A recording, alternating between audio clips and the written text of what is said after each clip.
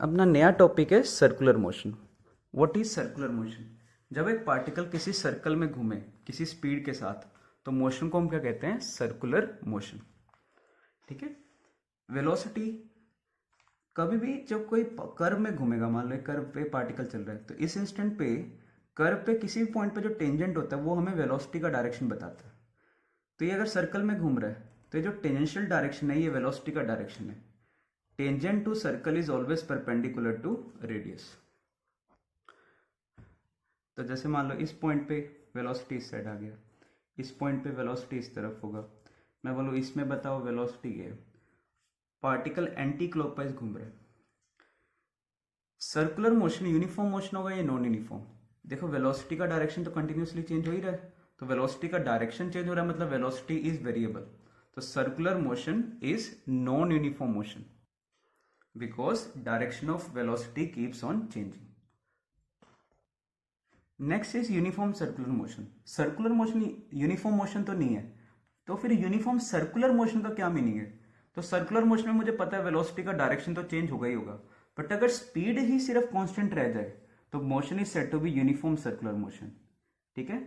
A circular motion in which speed remains constant but direction of velocity changes continuously.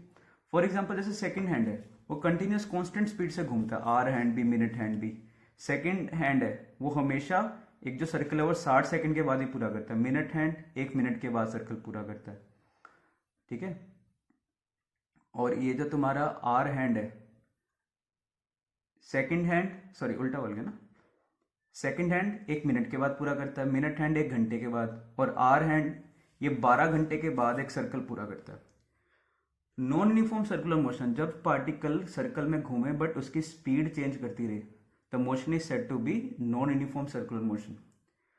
अब कुछ term सिखा रहा हूं, जैसे हमें आदत पड़ी हुई है किसकी? Displacement, distance, acceleration. तो इन सब वेरिएबल्स को बोलते हैं लीनियर वेरिएबल्स।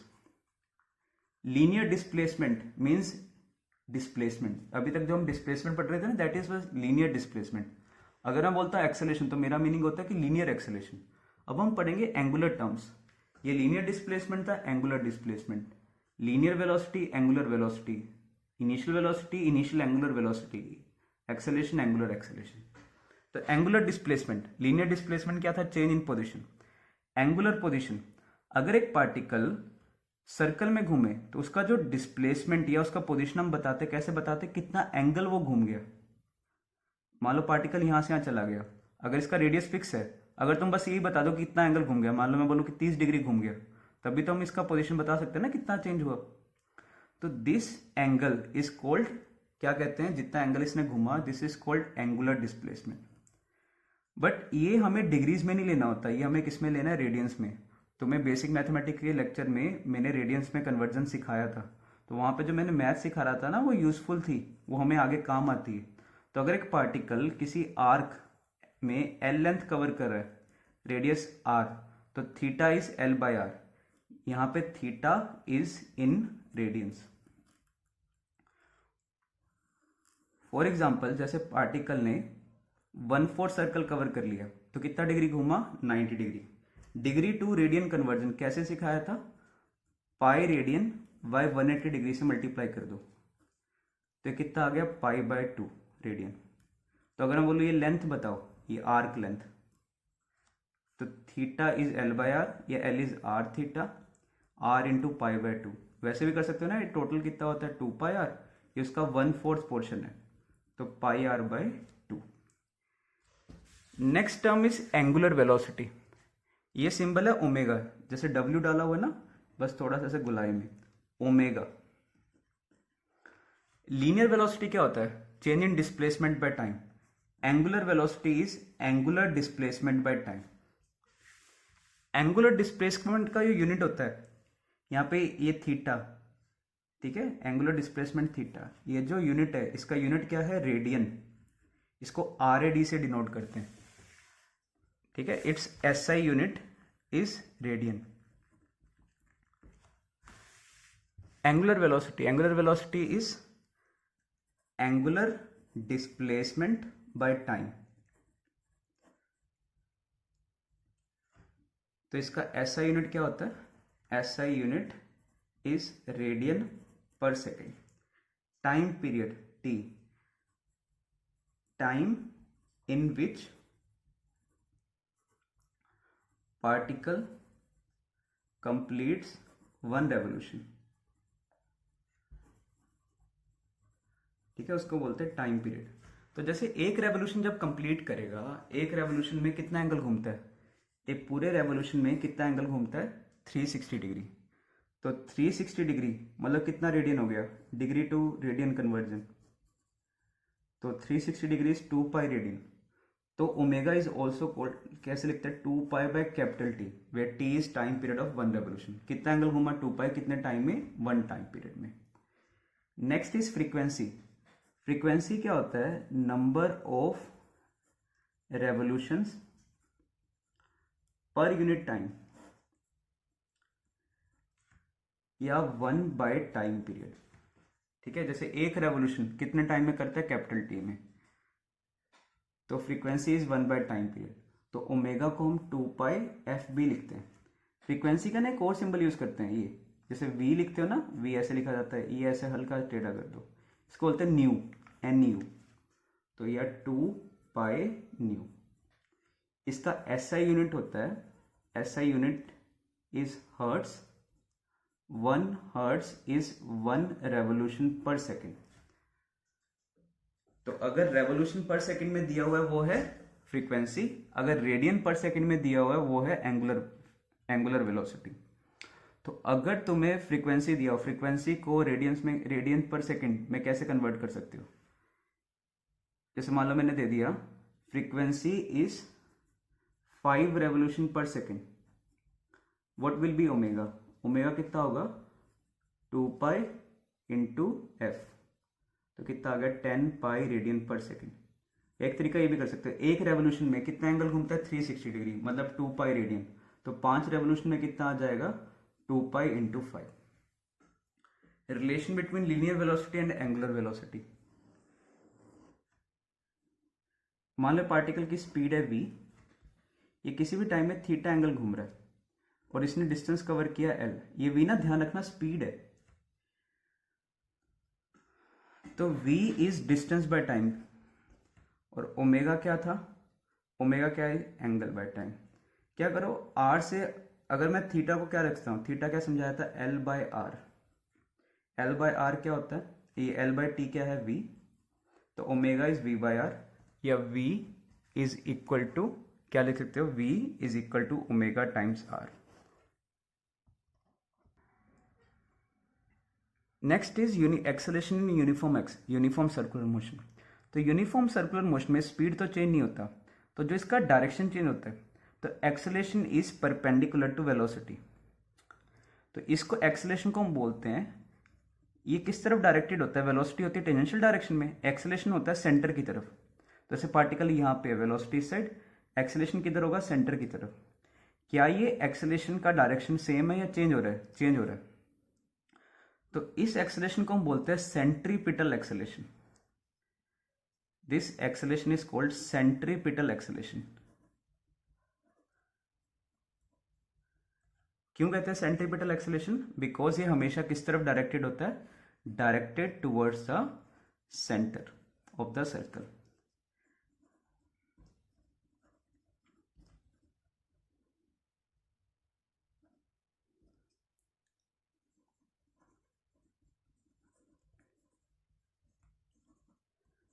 ठीक है, और v क्या था, ओमेगा आर. तो v का वैल्यू ओमेगा आर फिल कर दो, तो क्या आएगा, omega square R square by are. तो इसको ओमेगा स्क्वायर आर भी लिखते हैं, इसको omega into omega R is v, तो v ओमेगा भी लिखा जाता है. तो A C is v square by are, या ओमेगा स्क्वायर आर, या v इंटू ओमेगा. और किस तरह डायरेक्टेड होता है, डायरेक्टेड टुवर्ड्स द सेंटर. अगर पार्टिकल की स्पीड कांस्टेंट है, स्पीड इज ओमेगा आर, तो ओमेगा भी कांस्टेंट होगा. तो angular velocity it is a vector quantity, ये याद रखो, it is a vector quantity. In uniform circular motion omega is constant, omega vector is constant, direction भी. Velocity vector नहीं constant होता, डायरेक्शन तो चेंज हो रहा है, इसका मैग्नीट्यूड कांस्टेंट होता है।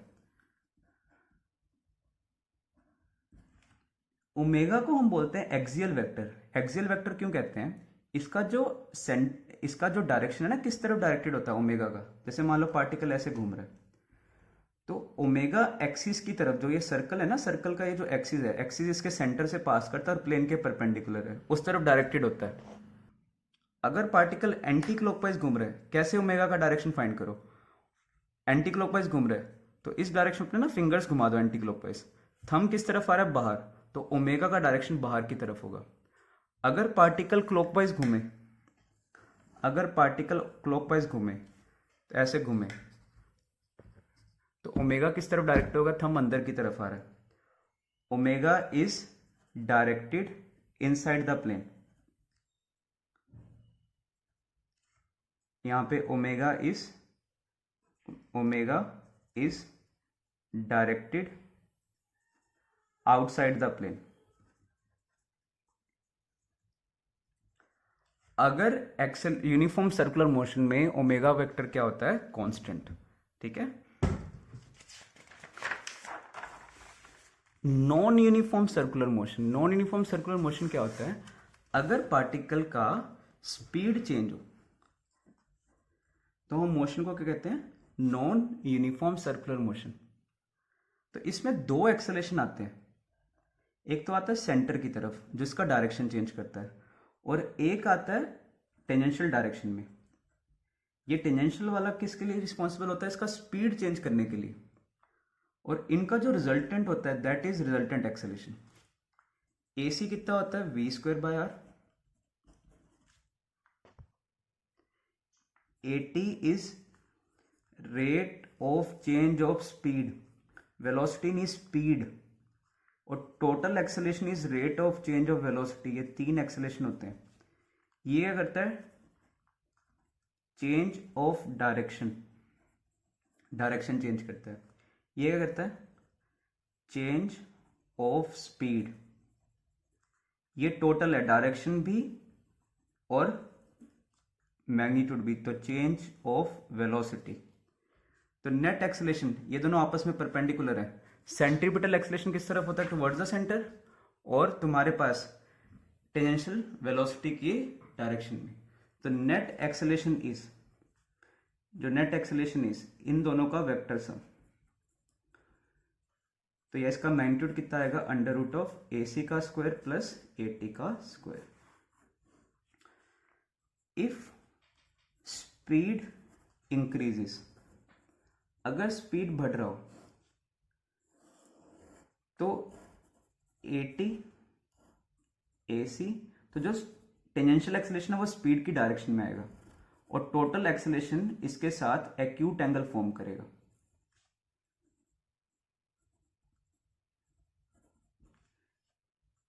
और अगर स्पीड डिक्रीज हो रहा हो, सेंट्रीपिटल एक्सेलेरेशन ये तो हमेशा सेंटर की तरफ ही होता है, पर जो टेंजेंशियल होगा वो स्पीड के ऑपोजिट होगा या वेलोसिटी के ऑपोजिट होगा। तो इन दोनों का जो नेट एक्सेलेरेशन है वो इस साइड आएगा, तो वेलोसिटी के साथ ये जो एंगल फॉर्म होगा is acute between velocity vector and total acceleration या नेट एक्सेलेरेशन। थीटा, इस केस में थीटा क्या है? Theta is obtuse between velocity vector and net acceleration. और angular acceleration, angular acceleration is, जैसे लीनियर एक्सेलेरेशन क्या होता है? Change in velocity by time. Angular acceleration is change in omega by time. ठीक है, delta omega by delta T. तो uniform circular motion में, तो यूनिफॉर्म सर्कुलर मोशन ओमेगा क्या होता है? Constant, alpha is 0। Non uniform circular motion में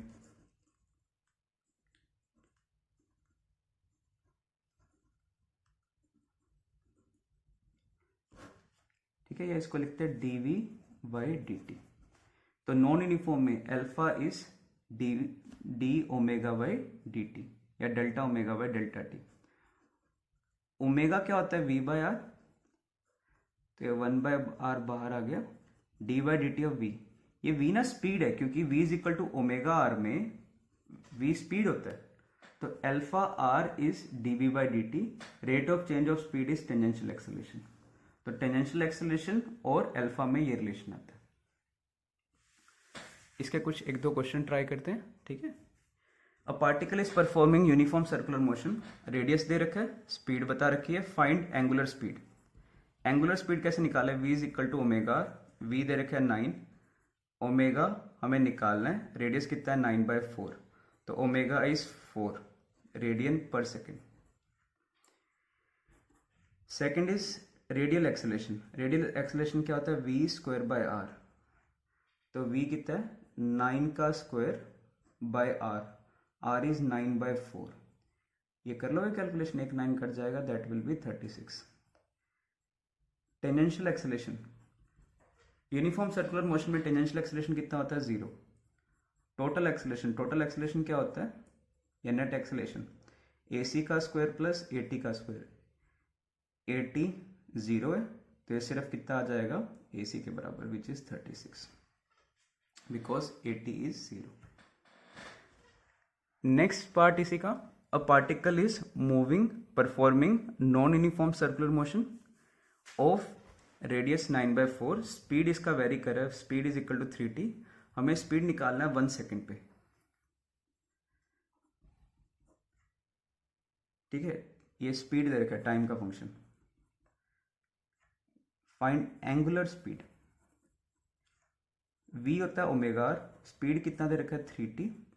ये मुझे कैसे पता है स्पीड है, क्या इसमें डायरेक्शन है, सिर्फ मैग्नीट्यूड है। इसने ये नहीं बताया ना कौन सी डायरेक्शन में, सर्कल में तो डायरेक्शन चेंज होती रहती है, तो ये स्पीड होती है सर्कल में जब दिया होता है हमें। ओमेगा आर, आर कितना है 9/4, तो ओमेगा कितना आ गया ये तुम्हारे पास 4/3t। t is equal to 1 second पे, t इज इक्वल टू 1 पे ओमेगा कितना आ गया 4/3। सेकेंड पार्ट, सेंट्रीपिटल एक्सेलरेशन या radial is omega square r या v स्क्वायर बाय आर, तो v square by r, r is 9/4, तो ये कितना आ गया 4t square. t is equal to 1 second पे ये कितना आ गया तुम्हारे पास 4, ठीक है, मीटर पर सेकेंड स्क्वायर। ये था radian per second. Next third part, radial acceleration, ये sorry tangential acceleration. Tangential acceleration क्या होता है, rate of change of speed. 3t का डिफरेंशियल, 3 डिफरेंशियल के बाहर आ गया, dt बाई dt, याद है कितना होता है ये 1, तो कितना आ गया 3 मीटर पर सेकेंड स्क्वायर। किसी भी टाइम पे 1 सेकेंड पे, 2 सेकेंड में, यहाँ पे तो टाइम का टर्म ही नहीं आ रहा ना, तो किसी भी टाइम पे कितना वैल्यू आएगा 3 मीटर पर सेकेंड स्क्वायर। टेंजेंशियल एक्सेलरेशन ये क्या होता है, AC square plus AT square. 1 second पे AC कितना है 4, AT कितना है 3, तो कितना आ गया √16 + 9 √25, विच इज 5 मीटर पर second square. Non uniform circular motion में एक और खासियत, अगर जैसे हम यूनिफॉर्म मोशन पढ़ते थे, फिर हमने पढ़ा था यूनिफॉर्म एक्सेलरेशन। अगर एक्सेलरेशन कांस्टेंट हो तो क्या इक्वेशन आती थी, v is u + AT, s is ut + ½ AT square, और थर्ड था v square minus u square is 2as। ऐसे ही यहाँ पे अगर अल्फा कांस्टेंट हो तो v की जगह ओमेगा, u की जगह omega naught plus alpha T. Omega is equal to omega naught T plus half alpha T square, और फाइनल स्पीड का square minus initial angular speed का square is equal to 2 alpha theta. So these are equations for circular motion with constant angular acceleration. तो जैसे हमारे पास एक question है, तुम्हें alpha दे दिया, टाइम 0 पे, t 0 पे वेलोसिटी दे दिया angular speed 3 radian per second, ये इनिशियल अपनी एंगुलर स्पीड होगी। हमें 2 सेकंड पे एंगुलर वेलोसिटी निकालना है, तो कौन सा इक्वेशन यूज करें, पहला इक्वेशन। फाइनल निकालना है, स्टार्टिंग में कितना है 3, एंगुलर एक्सेलरेशन 1, तो कितना आ गया 2 + 3 5 रेडियन पर सेकेंड। तो इस तरीके से तुम इक्वेशन ऑफ सर्कुलर मोशन का यूज करोगे।